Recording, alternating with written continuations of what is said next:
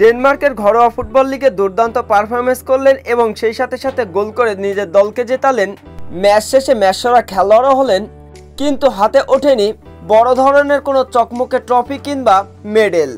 ম্যাচসেরা খেলোয়াড় নির্বাচিত হওয়ার পরে এই দিন পুরস্কার হিসেবে পেয়েছেন 55 কেজি আলু এবং সেই আলু বহন করার জন্য পেলেন একটি ঠেলা গাড়ি।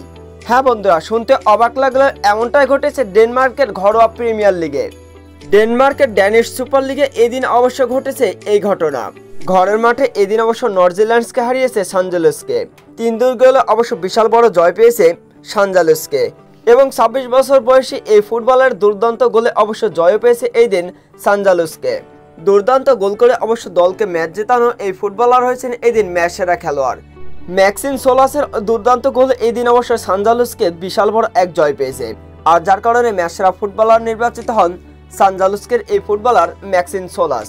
এবং পুরস্কার নিতে গিয়ে তিনি দেখেন বড় জাঁকজমক কোনো ট্রফি কিংবা মেডেল আসেনি তার ভাগ্যে। ডেনমার্কের এই ঘরোয়া লিগগুলোতে অবশ্য প্রত্যেকটি ম্যাচেরই ম্যাচ সেরা পুরস্কার নির্বাচিত করেন স্পন্সর কোম্পানি, আর এবারে স্পন্সর কোম্পানি হলো আলু প্রস্তুতকারী একটা কোম্পানি, যার কারণে এই দিন অবশ্য ম্যাক্সিম সোলাসকে দেওয়া হয় 55 কেজি আলু, আর এই আলু বহন করে নেওয়ার জন্য একটি গাড়িও পেয়েছেন অবশ্য ম্যাক্সিম সোলাস।